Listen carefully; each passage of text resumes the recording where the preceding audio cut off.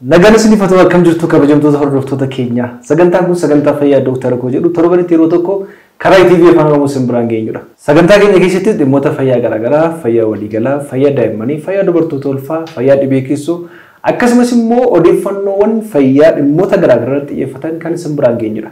Torban keessan akkam ture? Haala kamiin dabarsitan?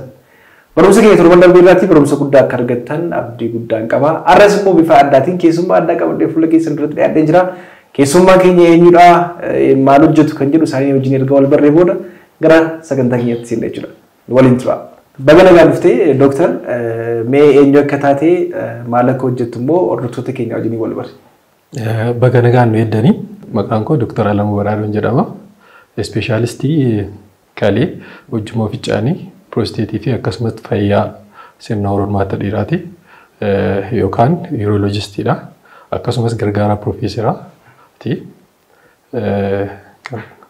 Tole Dooktar baga nagaa dhuftee siin jenna. Egaa Dooktar Alamuu Badhaadoon kabajamtoota hordoftoota keenya akkuma isin ibsuudhaaf yaalee ispeeshaalistii yaalii baqaqsanii yaaluu kan kalee kan ujummoo fincaanii kan piroosteetii akkasumas immoo kan wal hormaata dhiirotaati jechuudha.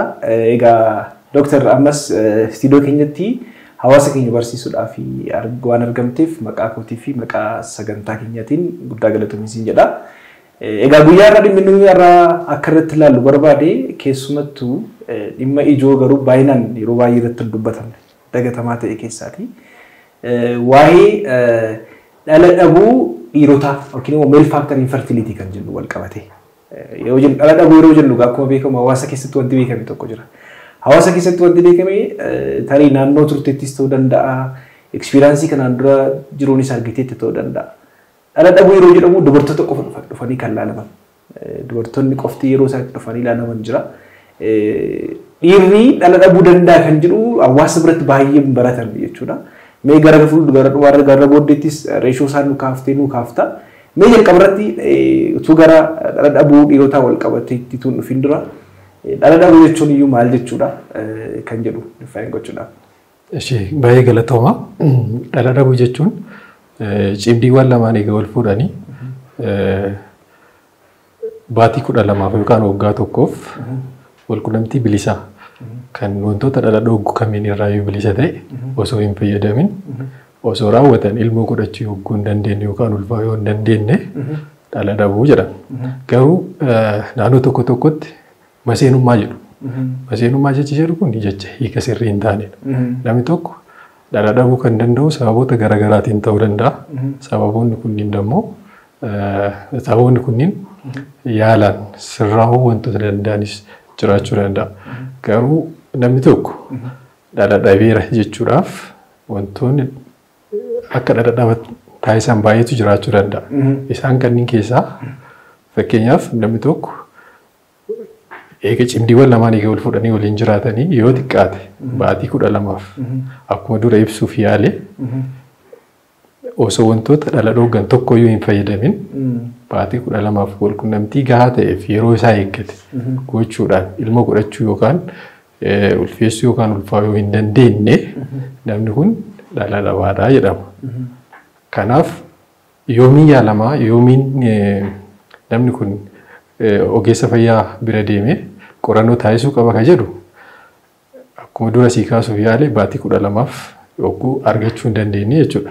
Garuu namoonni tokko tokko keessattuu dubartiin umuriin ishii umurii waggaa 35 ol yoo ta'e baatii 6 keessatti ilmoo godhachuu yoo hin dandeenye ogeessa bira deemanii qorannoo gaggeessuu ni danda'u. Akkasumas namoonni tokko tokko wantoota dhala dhooguu danda'an qabaachuu danda'u. Isaan kanneen keessaa fakkeenyaaf wanta beekamaa namni kun yaalaan garuu sirraa'uu kan danda'u. Dhala godhachuu kan hin dandeessifne wanta beekamaa tokko yoo qabaate namni kun ogeessa fayyaa bira deemee yeroo kamittuu ilaalamuu ni danda'a jechuudha. Tole galatoomii Dooktar. Egaa tuqaawwan baay'ee barbaachisaa kaaftee keessumattuu kanaan duras dhimma kanarratti kan dubartootaatiin wal qabatee haasofnee turre. Xiyyeeffannaan keenya inni guddaan immoo akkuma jennee kan dhiirotaa irratti baay'ee dagatamaadha waan ta'eef maaltu saaxilaa yaalni isaa maal fakkaata kan jedhu akkamitti ofirraa dhorkuun danda'ama kan jedhu in diteela haasa'uu dandeenya. Akkuma ati kaafte egaa waggaa tokko booda cimdiiwwan lamaan wal quunnamtii saalaa gahaa ta'ee fi kan maloota ittisa da'umsaa kamillee tun fayyadamin gochaa walqunnamtii saalaa gochaa yoo milkaa'uu dhaabatan akka dhufanidha. Egaa bineeldoowwan garaagaraa jiru akkuma inni jedhe kanaan dura namni ji'a tokko ji'a lamatti wal fuudhee dhufu jira. Dhala godhachuu diddee kan dhufu jira. Kanaaf egaa ji'a 12 kan jedhu kaafteettamee gara sagantaa ijoo keenyaatti galuudhaa fi ji'a 12 kana maaliif eeguun barbaachise? Dabalataan immoo carraa dhumti namoonni yookiin cimdiiwwan lamaan dhala godhachuudhaaf jibaatii tokko keessatti yookiin marsaa laguu tokko keessatti qaban immoo maal fakkaata? Gaafii gaarii na kaaste. Marsaa laguu tokko keessatti cimdiiwwan lamaan akkuma dura ibsuuf yaalle walqunnamtii bilisaa raawwachaa carraan ulfeessuu yookaan ulfaa'uu persentii 25 yookaan dhibbeentaa 25dha. Haa ta'uti baatii ja'aan booda dhibbeentaan kun naannoo dhibbeentaa 75 ta'a. Waggaa tokkoon booda ammoo naannoo dhibbeentaa 85 ta'a. Isaan hafan dhibbeentaan 15 kun ammoo namoota waggaa tokko keessatti dhala godhachuu hin dandeenye jechuudha. Kanaaf sababni inni kun kaa'amee fi dhala godhachuun akka probabilitiidha. Namni tokko waggaa walqunnamtii saalaa raawwatu sanyiin kormaa fi hanqaaquun dubartii walqunnamanii fertilizationii uumuudhaaf akka probabilitiitti. Kanaaf probabilitii persentii 100 keessaa yookaan dhibbeentaa keessaa persentii 25 marsaa laguu tokko irratti carraa ulfaa'uu qabdi jechuudha dubartiin takka. Akkasumas dhibbeentaan 75 ammoo baatii ja'a eeguun dirqama isaanitti ta'a. Achumas darbee ammas baatii 12 yookaan waggaa tokko keessatti dhibbeentaa 85 carraa ulfaa'uu yookaan ulfeessuu qabaachuu danda'u. Namoonni kunniin namoota wantoota dhala godhachuu isaan dhowwu sirna hormaataa irratti rakkoo tokko hin qabanne biratti jechuudha. Darbee dhibbeentaan 15 hafan keessaa hanga dhibbeentaa 90tti waggaa 2 keessatti carraa ilmoo godhachuu qabaachuu danda'u. Kanaafuu namni tokko guutumaan guututti dhala godhachuu hin danda'u jechuudhaaf qoratamee sirna hormaataa kan to'atus ta'e ijaarsa sirna hormaataa irratti rakkoon jiraachuu dhabu adda baasuun dirqama ta'a. Kanaaf achiin booda baatii 12 booda namni tokko qorannoo gaggeessuu ni danda'a jedhamee dhaabbattoota garaagaraatiin qorannoowwan garaagaraa irratti hundaa'uudhaan kan kaa'amedha jechuudha. Galatoomi Dooktar haala bareedaadhaan ibsiteetta. Mee egaa ajandaan akkuma jalqabarratti himuudhaaf yaale dhala dhabuun kun ammallee rakkoowwan gama dubartootaa qofaan jiru jedhamee yaadama.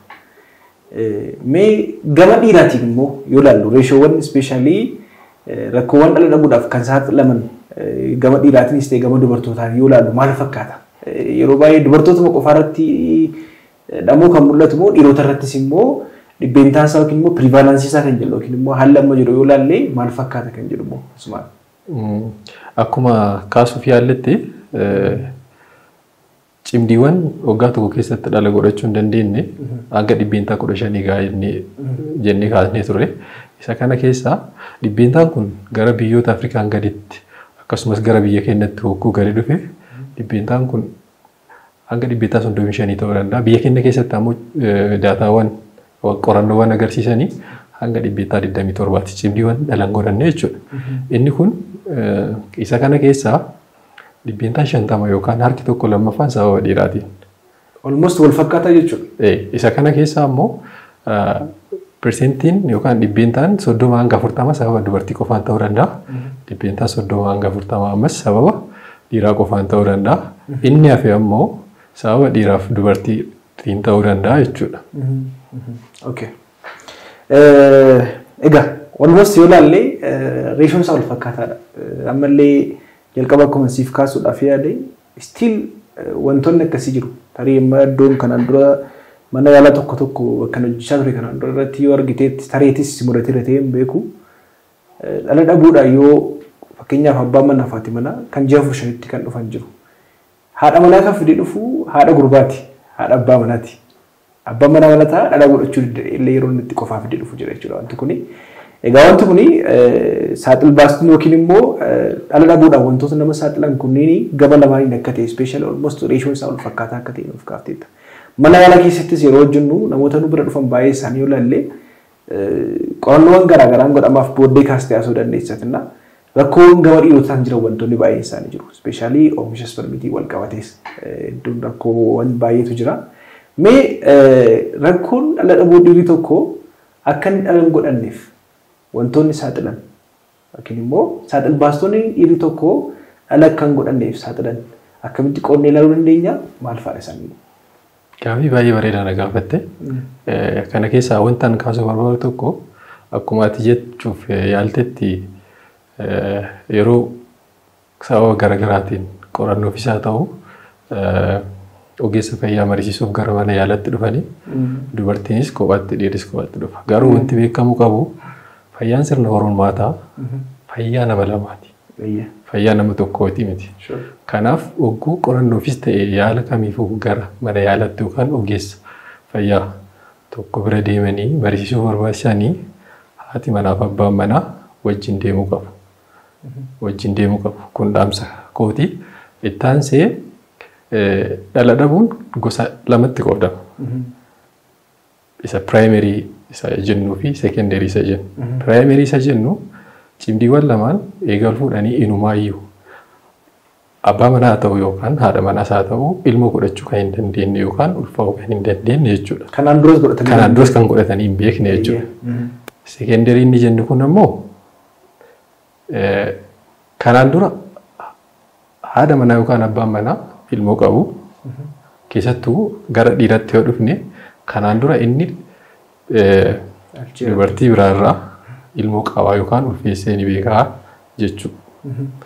Ilmoo godhatee beekaa jechuudha secondary isa jennu kana jechuudha. Kanaafuu sababni isaa dhibbeentaan isaa primary fi secondary isa jennu kun almost biyyoota guddatan keessatti inni primary jedhu kun baay'ee olaanaadha dhibbeentaan isaa. Garuu gara biyya keenyatti hogguu gad dhufne ammoo dhibbeentaan kun almost wal fakkaataadha. Jalqaba dhala godhatanii lammaffaa isa booda godhachuu jiru. Warri primaries ta'e warri secondaries almost dhibbeentaa 49 qabxii uumama ta'a jechuudha kan jara lamaaniitu. Kan inni lammaffaa ammoo dhibbeentaa 51 tuqaa uumama akkas ta'a.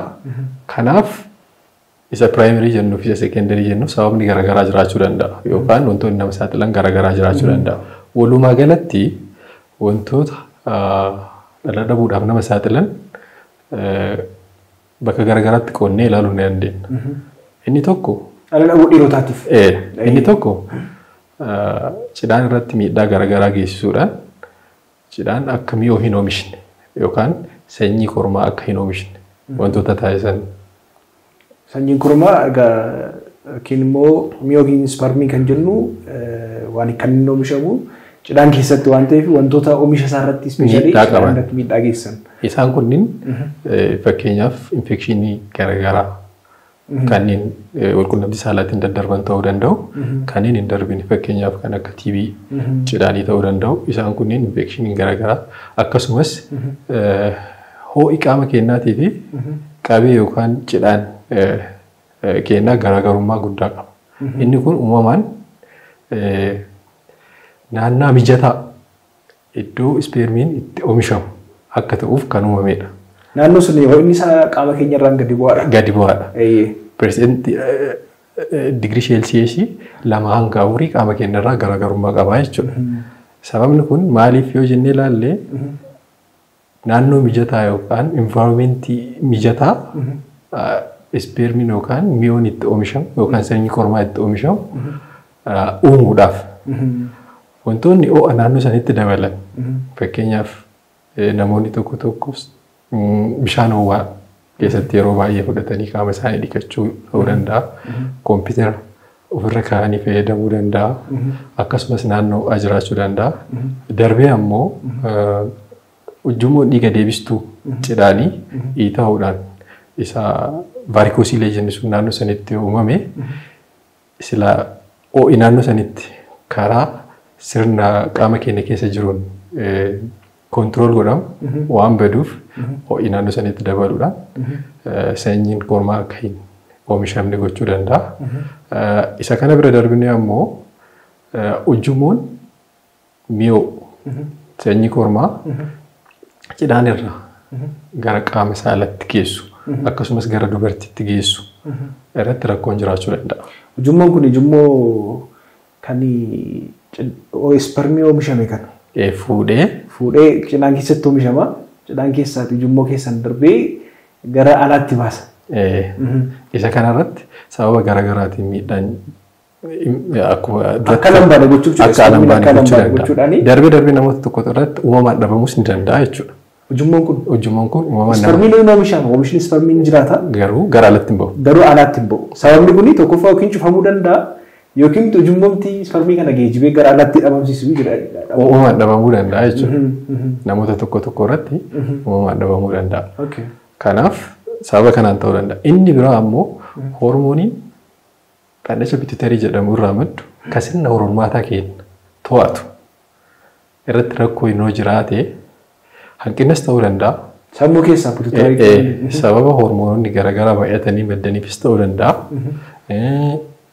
Sababa kanniiniin spermiin gahaan cidhaan keenya irratti oomishamuu dhabuudhaan sababni dhufuu danda'a.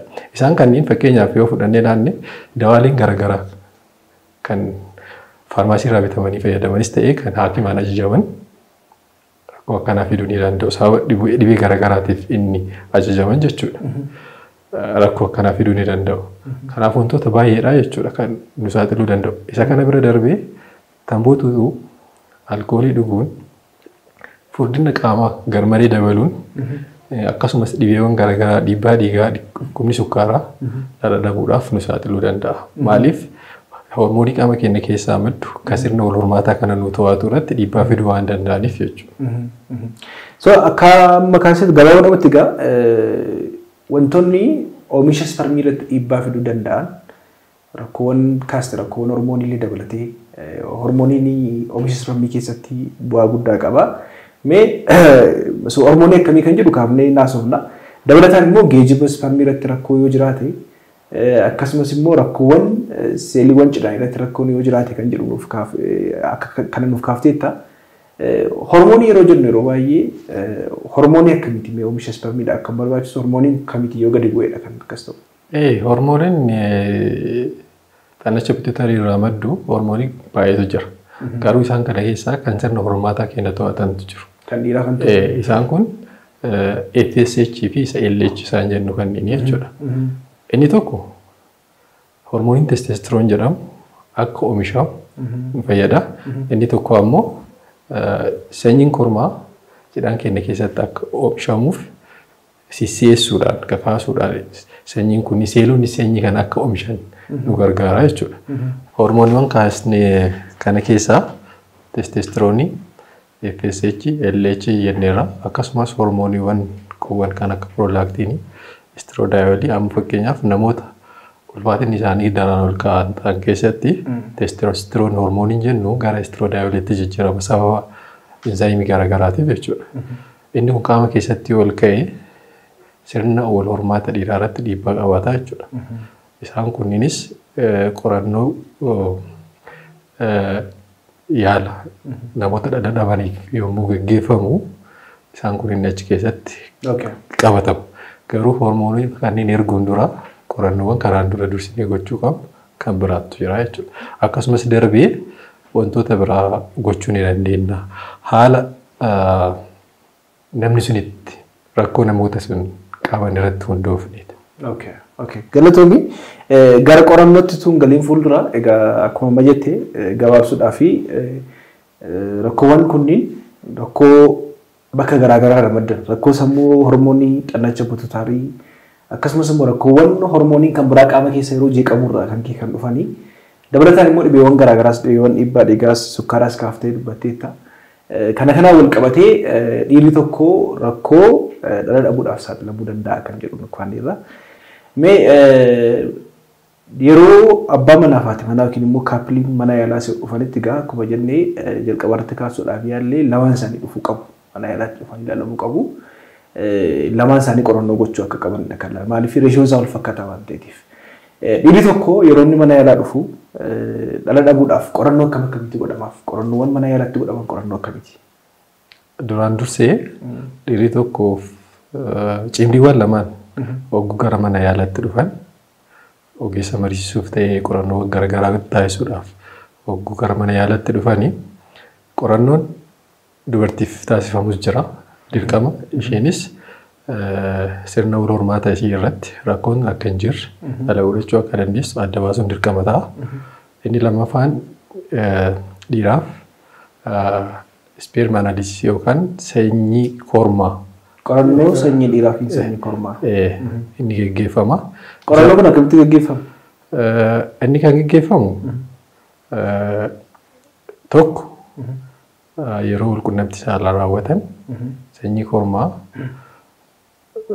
fuudhuudhaan jechuudha ofii isaaniitii walitti qabuudhaan daqiiqaa 30 keessatti gara mana yaalaa geessuun qaama isaaniitti qabatanii akka inni qaama isaaniitti kan qabataniif maali? Qaama isaaniitti kan qabatan oowwa naannoo qaama keenyaa jiruu fi naannaa keenya jiru garaagarummaa qaba. Kanaafuu oo'asan wal fakkaataa akka taasisuuf fayyada jechuudha. Qabatanii gara mana yaalaa geessuu qabu. Inni kan biraa ammoo achumatti dhiiris kennuu ni danda'a jechuudha. Iddoon qophaa'ee fi achumatti sanyii kormaa ofirraa baasuudhaan kennuu ni danda'a jechuudha. Egaa kanaan booda ammoo sanyiin kun qorannoon garaagaraa irratti taasifamu. Baay'ina seelii sanyii kormaa ta'uu danda'a.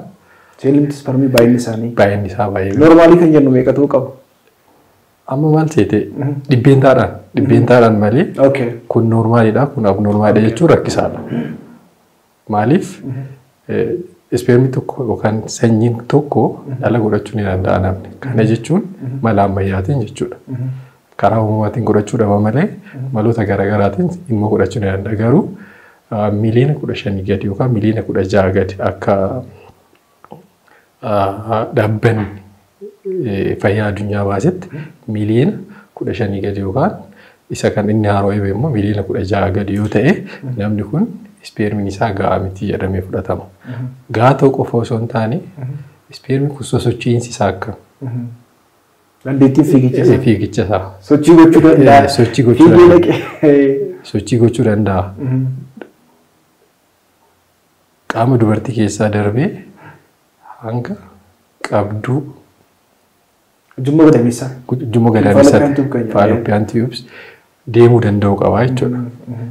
Inni lammaffaan ammoo fayyaan yookaan ijaarsi spermii kanaa hangam takka sirraadha jedhus of keessatti qabata. Achuma darbee qorannoowwan garaagaraa haalota kanneen irratti hundaa'aniiti kan godhamaniif jiru. Namni tokko dhibbeentaa baay'ina spermii 10,000 gadi yookaan miliyoona 5 gadi yookaan miliyoona 10 gadi. Miliyoona 5 gadi yookaan miliyoona 10 gadi yoo qabaata ta'e maal gochuu danda'ama? Hormoonii erguu dandeenya jechuudha. Hormoonii erguu dandeenya. Namoota garuu miliyoona 10 ol ta'aniif hormoonii erguun barbaachisaa ta'uu dhabuu danda'a.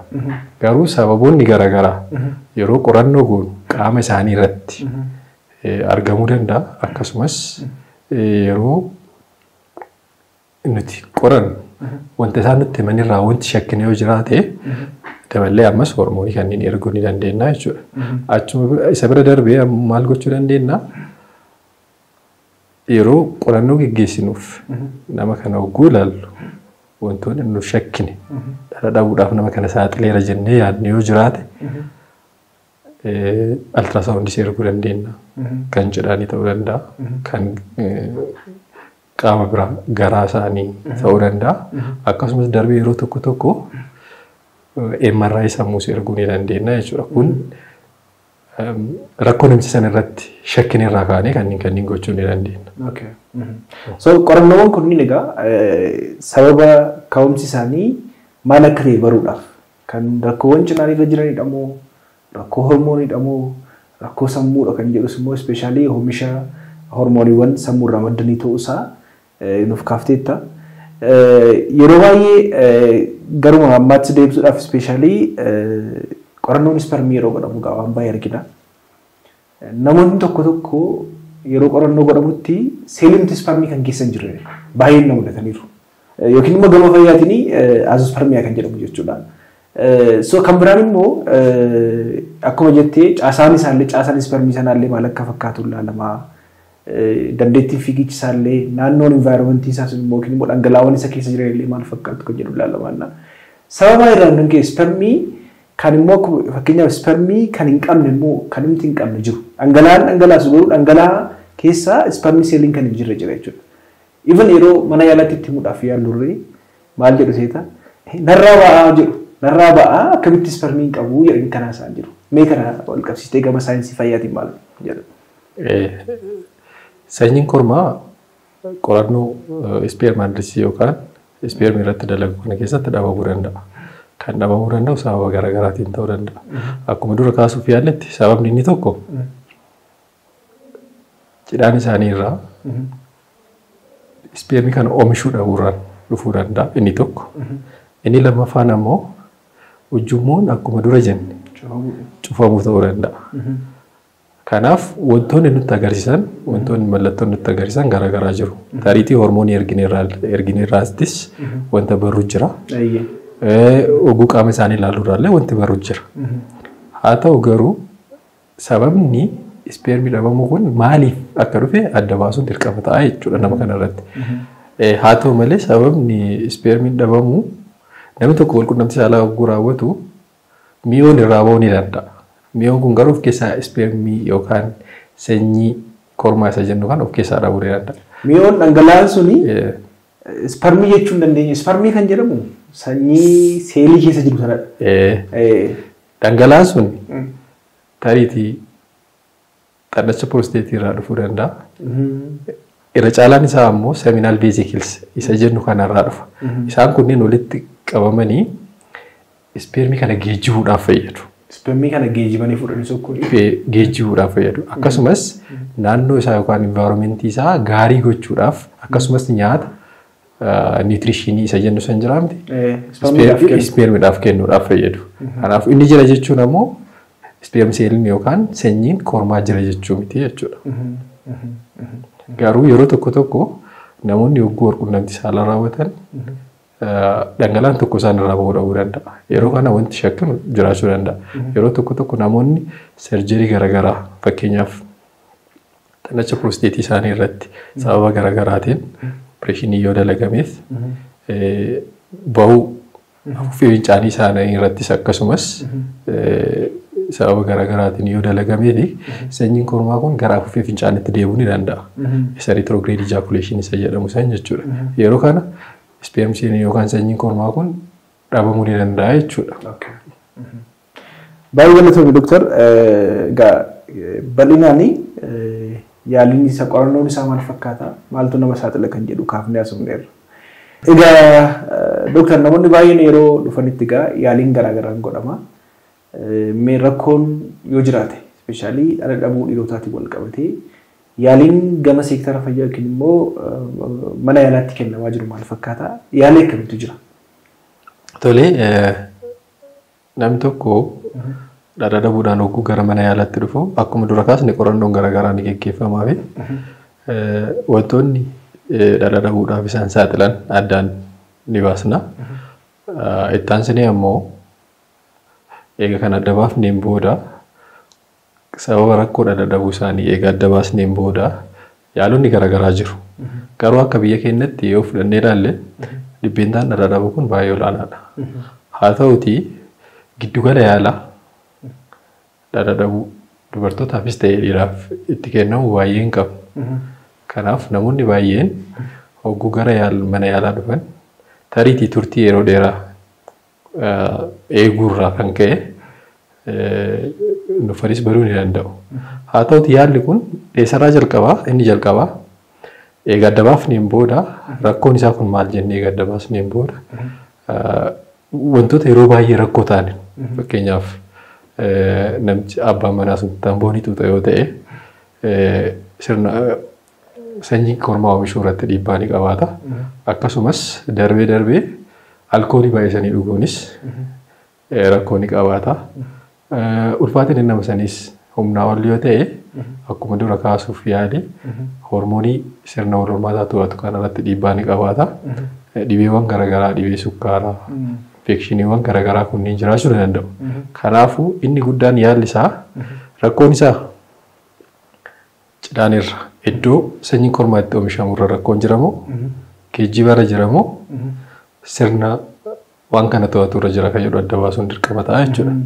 Egaa kan adda baafni booda yaalli isaa tokko ujummoo isaarra yoo ta'e sarjeriidhaan sirreessuu ni dandeenya. Akkasumas darbee ujummoo cufame sana jechuudha. Sarjerii sirreessuu ni danda'ama. Haa ta'utii garuu maayikirooskooppik sarjeriidha. Inni kun darbee yeroo tokko ujummoo sirreessuu yoo hin danda'amne sanyii kormaa cidhaan isaanirraa karaa baqaqsanii yaaluutiin fuudhuu ni danda'ama. Inni kun testicular sperm extraction isa jennu san jechuudha. Maayikirooskooppii fayyadamnee testicular sperm extraction isa jennu san gochuu ni dandeenya. Keessaatti spermii fuudhuu. Spermii fuudhuu ni danda'ama.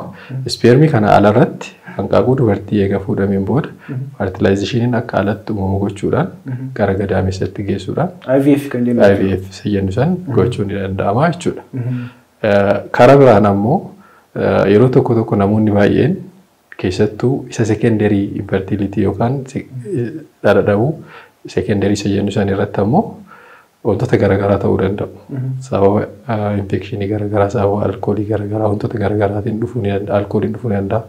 Tamootutuun dhufuu ni danda'a. Wanti kunniin wantoota sirreessuu dandeenyu yoo ta'e sarjeriidhaan sirreessuu ni dandeenya. Darbee ammoo dawaa garaagaraa kennuudhaan yaaliin godhamuufii ni danda'a. Kanaafuu dhibbeentaa 15 hanga 27 inni irraa bira biyya keenya keessatti naannoo dhibbeentaa 27 ni gahaa jenneerra. Isa kanneen keessaa namoonni yaalamuu danda'an biyya keenya keessatti namoonni yaalamuu danda'an harka caalu ta'u jechuudha. Darbee inuma spermii production yookaan oomishni spermii kun guutumatti dhabamuu danda'a. Karaa sarjeriitiin isa hogguu baasnee jennu jechuudha. Namoonni kun carraan isaan qabanii biyya keenya keessatti seerri bahee amma yeroo ammaa kana hojiirra oolee hin jiru. Haa ta'utii gara fuulduratti spermii dooneeshinii isa jennu saniin ilmoo godhachu. Spermii nama kan biraarraa kennamee fi utuu wal biraan ga'in haadha manaa isaa saalaan godhanii spermii nama sanarraa dooneette jechuudha. Dooneetteen ilmoo godhachuu ni danda'u. Kanas hin barbaadnu jedhu ilmoo guddifachuus ni danda'ama jechuudha. Karaa biraatiin ammoo yaalonni baqaqsanii yaaluu kan namoota dhala dhabaniif gaggeeffaman kan biraatis ni jiru. Fakkeenyaaf dhiita'uu ujummoo dhiiga deebistuu cidhaan irratti vaarikoosii leedinni jennu sun ni jira. Inni sun akkuma dura kaasuuf yaalle naannoo spermiin itti oomishamu cidhaan irratti dhiibbaalee garaagaraa waan qabuuf keessattuu naannoo sanii dabaluudhaan naannoo sun mijataa spermii oomishuudhaan mijataa akka hin taane sababa taasisuuf isa kana sarjeriidhaan hogguu sirreessinee dhibbeentaa 15 hanga 85 carraa dhala godhachuu ni qabaatu jechuudha. Kanaaf karaa sarjeriitiin ta'uu danda'a. Karaa dawaalee garaagaraa kennuudhaan yaaliin garaagaraa godhamuudhaan namoonni akka dhala godhatan gochuu ni danda'ama. Haa ta'utii garuu kan beekamuu qabu dursee rakkoon isaa maal ka jedhu namoonni dhala hin godhanne yookaan cimdiileen dhala hin godhanne kun gara mana yaalaa deemanii rakkoon isaa kun maal ka jedhu adda baasuudhaan rakkoo isaanii irratti yaala isaanii barbaachisu argachuun baay'ee barbaachisaa ta'a jechuudha. Baay'ee natti Dooktar. Egaa keessumattuu rakkoon gama dhiirotaatiin jiru yaaliin isaa maal fakkaata? Yaaliin bifa qorichaatiin kennamu dabalataan immoo akkuma jettee yaaliin sadarkaa baqaqsanii yaaluutiin illee ittiin kan godhaman illee akka jiran nuuf kaafteetta. Egamee taariif immoo wantoonni kun ispeeshaalii akka namatti hin dhufneef yookiin immoo rakkoon dhala dhabuu kun gama dhiirotaatiin kan dhufan kana ittisuudhaaf dhiironni maal gochuu qabu yookiin namoonni maal gochuu qabu maal gochuu hin qaban? Inni guddaan Persentiin irra caalu isa yaalamuu danda'u jenneerra. Kanaaf inni guddaan maal inni dhiirri tokko sanyiin kormaa oomishamuu irratti rakkoo garaagaraa yoo agarsiise sababa rakkoo garaagaraatiif ta'uu danda'a. Kanaafuu inni tokko ulfaatinni isaanii daraan olaanaa yoo ta'e ulfaatinni isaanii hir'isuun dirqama ta'a. Akkasumas alkoolii kan dhugan yoo ta'e alkoolii kanas dhiisuun yoo kan aarsanis ta'e isaan kan hin dhiisuun. Kanaafuu haala jiruu isaanii fooyyessuun tokko. Lammaffaan ammoo wantoota naannoo qaama saalaa irratti dabalan fakkeenyaaf uffata jalaa baay'ee dhiphaa ta'e uffachuu darbee uffata jalaa kimpaantii kan jennu baay'ee nama isaan qabu jechuudha. Darbee Uffachuun dhiibbaa irraan ga'a. dhiibbaa qaba. Ho'a naannoo sanitti waan dabaluuf naannoon sun mijataa akka hin taane taasisaa. Akkasumas darbee yeroo tokko jaakuziis namoonni fayyadamu jiru. Jaakuziisa jennu bishaan ho'aa keessatti yeroo dheeraa fudhatanii keessa taa'anii dhiqachuun jiraame. Istiimiin hoo fakkeenya namoonni baay'een istiimii yeroo dheeraaf kan fayyadaman torban guutuu kan fayyadaman jiraachuu danda'u. Jira kunniinis dhiibbaa qabaachuu danda'a.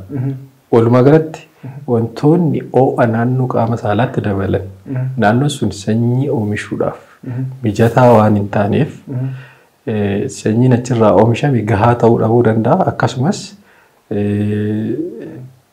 fiigichi isaatis rakkisaa ta'uu danda'a. Akkasumas anaatoomiin isaa yookaan morfooloojiin isaatis miidhamaa ta'uu danda'a. Sababa kanneen sirreessuudha. Itti aansee qoricha yookaan dawaa ogeessi fayyaa isaaniif ajaje qajeelanii fudhachuudhaan hordoffii gahaa taasisuun ilmoo godhachuun ni danda'ama jechuudha. So galatoomii egaa wantoota amma jenne kana ispeeshaalii wantoota ho'a naannoo qaama saalaa dabalan kana kan jalqaba kaastillee dabalatee hordoffii barbaachisu hundumaa gochuudhaan dawaa kenname seeraan fayyadamuudhaan ittisuun akka danda'u nuuf kaafteetta. Mee dhala dhabuun kuni egaa rakkoo akkamii hawaasarraan nama dhuunfaarraas ta'e akkasumas immoo rakkoo akkamii biyyarraan dinagdeerraan ga'uu danda'a jettee yaadda? Keessattuu biyyoota hin guddanne keessatti biyyoota ikoonomiin isaanii yookaan dinagdeen isaanii gadaanaa ta'e keessatti hubannoon dhala dhabuu kanarratti qabu hawaasni qabu gadaanaadha. Akkasumas yeroo baay'ee dubartiidhaaf sababni kun sababa dhala dhabuu dubartiidhaaf kennama. Inni kun dubartoota irratti hariiroo haadha manaaf abbaa gidduu jiru ni balleessa. Walii kuudhaaf sababa ni ta'a. Akkasumas darbee diinagdee isaanii irrattis dhiibbaa guddaa qabaachuu danda'a. Fakkeenyaaf yaalota biyya kana keessatti kennaman keessaa baay'ee qaalii kan ta'e yaala dhala dhabuu kanaaf kennamu. Namni tokko mana yaalaa mootummaatti deemee yaalamee yaala argachuudhaaf yoo xiqqaate qarshii 200,000 2,300 akkasitti ol baasuu danda'a. Kun ammoo diinagdee isaanii irrattis dhiibbaa guddaa qabaata. Akkasumas yeroo tokko hawaasa keessatti hariiroon isaan hawaasa wajjin jiraatan waliin qaban rakkisaa ta'uu danda'a. Fakkeenyaaf akka nama gadaantummaan itti dhagahamuu danda'a namoota sanitti. Mukuu hamaa keessa mukuu keessa galuu danda'u. Waliikaa gaa'ilaa keessa galuu danda'u. Kanaaf dhiibbaa inni qabu hawaasummaa irratti qaba. Hariiroo isaan abbaa manaa fi haadha manaa gidduu jiru irratti dhiibbaa guddaa qaba. Akkasumas diinagdee dhuunfaas ta'e diinagdee biyyaa irrattis dhiibbaa guddaa qaba jechuudha. Kanaaf dhiibbaa inni fidu dhiibbaa akka salphatti ilaalamu miti. Dhiibbaa dhukkuboota biraa yoo fudhatte nama dhuunfaatti dhukkubsataa miti. Kun garuu dhukkubbiin kun dhukkubbii nama lamaati. Darbee dhukkubbii maatis ta'a. Dhukkubbii hawaasaatis jechuudha. Kanaafuu yaaliin isaasis baay'ee qaaliidha. Akkasumas haalli jireenyaa namootaas hubannoon achirratti qabanis baay'ee gadi bu'aadha. Wantoonni kunniin walitti yoo dabalame dhiibbaan isaa kan akka jedhamu miti jechuudha. Galatoomii Dooktara egaa dhiibbaa baay'ee nuuf kaafteetta gama fayyaatiinis yaalii isaarratti wantoota nu mudatan keessa baay'een isaanii keessumaa hawaasa keessa jiru keessatti haalonni dogoggoraa ilaalchonni dogoggoraa baay'een isaanii jiru. Gara caalu dhiibbaan inni guddaan isaan irra gahu dhiphina sammuu ispeeshaalii dhala kee arguu barbaanna jedha ollaan asin godhadhu malee mucaa godhadhu malee jedhu maatiin immoo dhiibbaa garaagaraa keessumaatii gama dhiiraatiin dhiibbaa garaagaraa irraan gahuu danda'u dubartiidha. Dubartoonni yeroo baay'ee yeroo isaatti baay'ee dipireesdi ta'anii baay'ee sadarkaa of jibbuurra ga'anii even hawaasni immoo gawaan namaan jedhu beektama seentuus hin jedhu yookiin immoo dhala hin qabdu jedhanii illee hanga baay'ee dhiphatanitti gahuu danda'a. Gara caalu keessumaatii namoonni dhalan godhan yookiin immoo dhalan godhatin turan kunniin dhiibbaawwan hawaasummaarraa gama hawaasaatiin irra gahu baay'ee cimaadha. Istireesiin mataasaa dhiphinni sammuu kun mataan isaa iyyuu hanga sadarkaa dhabuutti yeroo isaan geessu jiraachuu danda'a. Egaa dhiibbaawwan kunniin dhiibbaawwan garaagaraa gama hawaasaatiin gama kallattii garaagaraatiin ka'an ta'uu isaa nuuf kaafteettaatis. Mee walumaa galatti egaa yaadni dhala dhabuu irratti akkasumas immoo dhimma dhala dhabuu ilaalchisee ka'umsi isaa maalii sababa maalirraa kan kee namatti dhufaa yaaliin isaa maal fakkaata akkamitti ofirraa dhorkuu dandeenya kan jedhu egaa odeeffannoo bal'aa nuuf kaafteetta. Sagantaa keenyas gara xumuraatti finneerra. Xumurratti yaadni dubbachuu qabu yookiin immoo hawaasaaf ergaan dabarsuu qabu jettee yaaddu yoo jiraate yeroo dhumaasiif kenna. Galatoomii dhaamsi aan hawaasaaf dabarsuu barbaadu dhala dhabuun akka hawaasa keessatti fudhatamutti abaarsas ta'uu miti. Abaarsas miti. Sababa sirna ijaarsa qaama keenyaa qaama walhormaata keenyaa akkasumas sirnoota waan kana to'ataniin wal qabatee dhufuu danda'a. Namni dhala godhachuu hin dandeenye yaala garaagaraa argachuudhaan dhala godhachuu ni danda'a. Kanaafuu namni waggaa tokko keessatti eega wal fuudhanii wantoota ulfeettisuu danda'an osoo hin fayyadamin waggaa tokkoof eega turaniin booda dhala godhachuu yoo hin dandeenye gara mana yaalaa deemanii ogeessa isaanii mariisisanii yaala barbaachisu rakkoo isaanii adda baafatanii yaala barbaachisu argachuudhaan carraa mucaa godhachuu isaanii ogeessa wajjin mari'atanii yaala isaanii barbaachisu argachuun waan danda'amuuf dhala dhabuun akka biyya keenya keessatti qofa osoo hin taane akka addunyaatti dhimma hawaasummaati. Kanaafuu namni dhimma hawaasummaa qabu ogeessa fayyaa bira deemee marii barbaachisaa taasisee yaala gahaa argachuun ni danda'ama. Kanaaf gara mana yaalaa deemanii qorannoo barbaachisaa ta'e marii barbaachisaa ta'e ogeessa isaanii wajjin akka godhan karuma kanaan affeera. Ayyee Dooktar Istiidiyoo keenyatti argamtee ispeeshaalii dhimma dhala dhabuu dhiirotaatiin wal qabatee odeeffannoo bal'aa waan laatteef maqaa kootiif maqaa sagantaa Dooktar Kootiin galatoomii siin jedha. Anis carraa kana naa kennittee asitti naaf affeertanii hawaasa keenyaaf waan beeknurraa waan isaan gargaaruu dandeenyurraa akka qoodnuuf asitti naaf affeeruu keetiif baay'ee si galatoomfadha. Galatooma. Galatooma. Egaa kabajamtoota hordoftoota keenyaa dhimma dhala dhabuu dhiirotaatiin wal qabatee turtii nuti Dooktar Alamuu Badhaadhaa wajjin goone irraati barumsa guddaa akka argattan abdii guddaan qaba. Egaa sagantaa keenya har'aas asumarratti xumurraa torban sagantaa biraatiin galuutti deemnutti nagaan nuuf turaa siin jenna. Fayyaan dhabina.